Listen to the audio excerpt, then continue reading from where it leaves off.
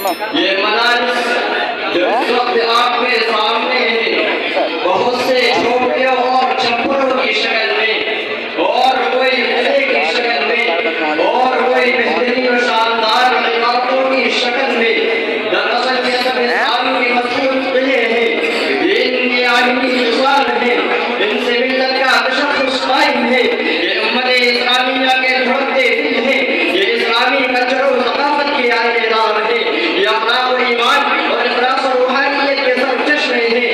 इन मदारिस के अंदर मुर्दा दिलों को जिंदगी मिलती है, यहाँ प्यासों को सेरा मिलती है, यहाँ तलबा के रूप में हुकूमत और हमदर्दी और मुसावत और रवादारी की तस्वीरें सीखी जाती है। इनमें तलबा के अफकार और अमायद की तस्वीर की जाती है। इन मदारिस के अंदर तलबा को आने वाली जिंदगी संवारने की ट्रेनिंग दी जाती है। लोग कहते हैं कि इन मुल्लाओं ने बच्चों को मदरसों से जोड़कर बर्बाद कर दिया। ये बच्चे ड्यूटी नहीं कर सकते, ये बच्चे पैसे नहीं कमा सकते, ये बच्चे मुस्तकबिल नहीं बना सकते। रब्बे काबा की कसम, बर्बाद हमने नहीं किया, बर्बाद तो उन्होंने किया है जिन्होंने अपने बच्चों को सिनेमाओं के सामने ला करके बड़ा कर दिया, जो नंगे फोटो देख करके जी रहे हैं, जिनकी निगाहों में अपनी माँ बहन और बेटों का तकद्दुस नहीं। बताओ बर्बाद ही होते हैं ये मदरसों में पढ़ने वाले बच्चे, बर्बाद होते हैं। जाओ तारीख उठा करके देखो, अगर इस दुनिया में किसी भी ताऊत ने उम्मत का मुकाबला किया तो इन्हीं बोलियों पर बैठने वालों, खामोशों और जिक्रुल्लाह मशगूल होने वालों ने किया है। तारीख के अंदर आता है कि मुगलिया सल्तनत के ज़वाल के बाद इस्लाम पर एक ऐसा दौर आया और उम्मत मुस्लिमा एक ऐसे नाजुक हालात से दोचार हुई जिसने पूरे हिंदुस्तान के मुसलमानों में इज़्तिराब और बेघरी की सज़ा आयद कर दी। इन पर हर तरफ से आवाज़ें होने लगी, इनके हवाई और अफकार को नष्ट किया जाने लगा, इनकी ज़हनी, इक़्तिसादी, समाजी और मुआशराती ज़िंदगी को मफलूज कर दिया गया। और आगे आकर के देखो, सन 1857 की जंग आज़ादी के बाद इन उलमाओं को सूली पर लटकाया गया, इन उलमाओं को आगे अंगारों पर लटकाया जाता था। लोग समझ रहे थे शायद कि हमें अपने बच्चों का नाम भगवान सिंह रखना पड़ेगा, शायद कि हमें अपने बच्चों का नाम रामचंद्र रखना पड़ेगा।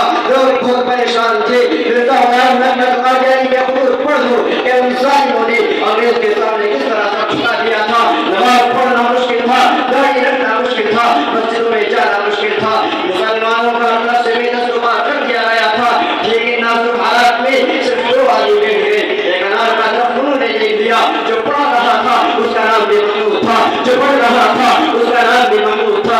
ये किससे टकराने की बात कर रहे थे, ये उससे टकराने की बात कर रहे थे जिसकी हुकूमत यूरोप में भी थी, जिसकी हुकूमत अफ्रीका में भी थी, जिसकी हुकूमत दुनिया से लेकर एशिया तक फैली हुई थी, जिसकी सल्तनत में सूरज रूप नहीं होता था।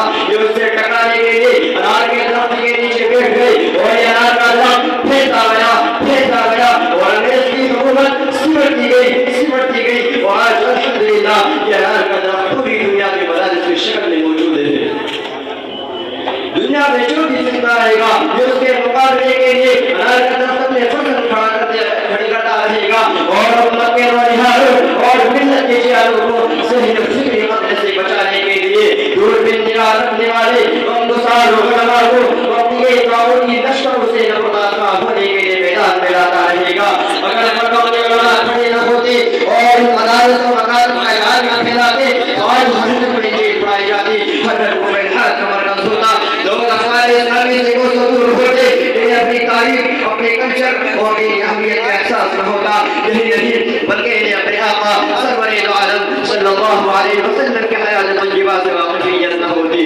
ये मदारिस के चप्पे चप्पे पर कायम थे, ये बहुत बड़ी नेमत है, ये माशरे में रीढ़ की हड्डी की हैसियत रखते हैं, जो अक़वामी तरक्की का राज़ है। दुआ कीजिए कि अल्लाह तबारक व तआला हम सबको कहने और सुनने से ज़्यादा अमल की तौफ़ीक़ अता फरमाए। बुतों के शहर में जाकर खुदा का नाम लिख देना, बुतों के शहर में जाकर खुदा का नाम लिख देना, जहाँ पर कुफ्र लिखा हो वहाँ इस्लाम लिख देना। वो अगर सुलह के फूलों को पैरों से कुचल डाले, वो अगर सुलह के फूलों से पैरों को कुचल डाले तो शाखे गुल की हर पत्ती पर